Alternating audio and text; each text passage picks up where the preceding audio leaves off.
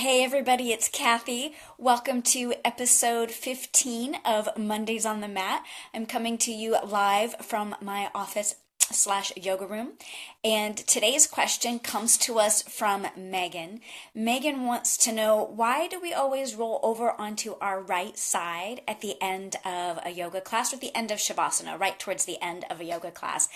I think this is such an awesome question that a lot of people have about yoga, but don't really ever think to ask. So, number one, thank you, Megan, so much for asking this question so that now we can have a conversation about it.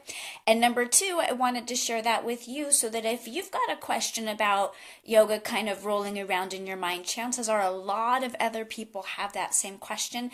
They just aren't asking. So always feel free to leave your question in the comments below or to direct message me if you have access to me that way, or ask me when we're in class and I'll be sure to answer you on an upcoming live episode of Mondays on the Mat.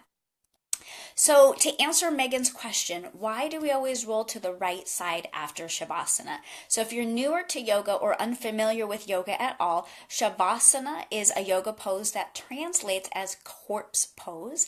It's pretty much right towards the end of class where you're going to lie generally on your back, well, sometimes with some variations, and rest for anywhere from 2 to 5 or 10 minutes, depending on the length and purpose of the class.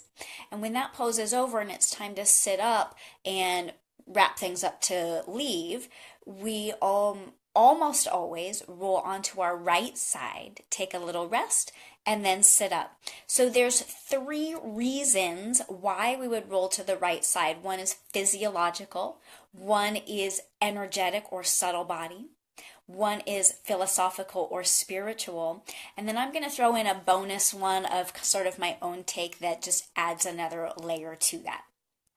So first, the physiological reason why we would do that. Your heart lies just a little bit over to the left side of your body. And I recognize that when I do these live videos, the camera is reversed. And so we're seeing things that are going to look backwards. But I'm referring on to my own body over to the left. So our hearts lie slightly left of the center line of our body.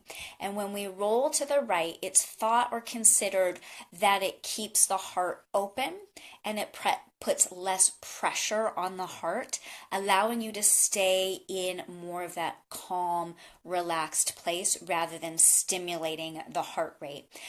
So one of the things that happens in Shavasana is our heart rate settles back down to its real natural sort of steady homeostasis, that place of rest. It's most calm, resting heart rate. And so by rolling to the right, we're trying to continue that or keep it or maintain it and not sort of jolt yourself as you sit back up and get into your day. One of the reasons why yoga feels so great is that we do bring our heart rate and blood pressure down, and this is a nice way to maintain that. The second reason is energetic or subtle body. And I made a really cool visual aid to help describe this, and then of course like a minute and a half ago before I started was forgetting the whole reversed thing. So I'm going to show this to you anyway and describe it, and then when I'm all done with the video I will post this image so you can see it the correct way. It's not going to have the drawings or the highlights that I did, but you'll still be able to see it. So energetically, there are 3 main lines of energy. This first one running straight up and down is called the Sushumna. It's the central channel of energy. Then we have beginning on the left side of the body, the one that I highlighted in turquoise, the line of energy called Ida. I know it's backwards. I'll hook you guys up after the video. And so the Ida starts at the base of the spine, and it begins by moving out to the left. And then the 2 lines of energy are going to crisscross, but Ida goes out to the left, right, left, right, left. It stops at the 3rd eye and then is thought to leave the body through the right nostril, continuing that pattern of left, right, left, right, left, left to the 3rd eye, exiting out through the right nostril. The other line of energy that starts on the right side is called the Pingala. And so the Pingala does the same thing, but moving out to the right and then left, right, left, right, left, coming up to the third eye from the right and exiting out through the left nostril. The left side, the Ida, is considered the lunar side of your body. It's cool, it's calm, the inner peace and harmony.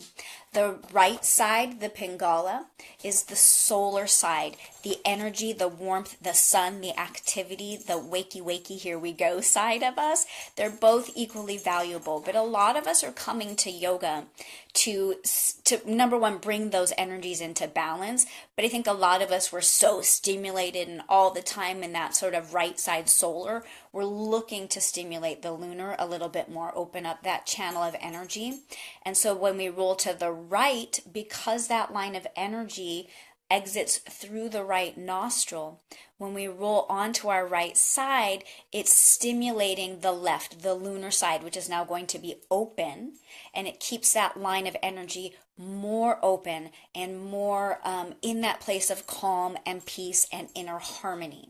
So as we roll to the right, we keep the left side, the lunar side, open. And as we come back up to seated, we're retaining that sense of calm and peace that many of us are looking to cultivate through our yoga practice. The third reason we roll to the right is more of a philosophical or perhaps a spiritual aspect. The right side of the body is associated with the east. And when we roll onto the right side or to the east, we're rolling toward the rising sun. And in that gesture, we're asking for blessings, grace, and bliss. So it can be an intentional part of the practice to ask for those things by rolling to the east, the rising sun. The fourth reason is more just something that I kind of think about when I consider my overarching yoga practice, and that is the comfort of ritual. There is something in our lives that can be very sometimes chaotic. We get pulled from one thing to the next, and sometimes we don't have this predictable, dependable part of our lives. And it's sort of that predictable and dependability that can help us get into that place of inner calm and peace, from where we can then move forward to deal with all of, the pulls and the demands of life. And so to me, it's part of the ritual that brings me to that place. Everything from stepping into the studio, removing shoes, setting the mat, moving through the asana, getting to Shavasana, final relaxation or corpse pose, and then rolling to the right consistently every time is all a part of that ritual, that comfort of having a little piece of the day that we can look forward to and depend upon. And that dependability of our yoga practice is one of the things that nourishes us so deeply. So that's my little extra take on rolling to the right, the comfort of the ritual. There are a couple of reasons why we would roll to the left, and we can save that for another day of conversation. If that's something that you're interested or curious about, would we ever roll to the left, or why should we roll to the left? Then that's a great question that you can ask me in the comments, and I will absolutely address that in another episode of Mondays on the Mat. So, that's it for today. Now you know why we roll to the right side. Thank you so much for tuning in. Be sure to ask me your questions so that I can answer you on an upcoming episode. And also be aware, all of my group classes are going on this week. So Tuesday 6:30 to 8, Wednesday 5:30 to 7, Friday 9:30 to 11, and Saturday 9 to 10:30. I don't have any spots open for private lessons this week, but I should have one, I think, next week. So if you're preferring to work on something at your own pace, please be sure to reach out for a private lesson. Thank you so much for tuning in this week. I look forward to seeing you again next week for Mondays on the Mat. Have a beautiful week, everyone. Namaste.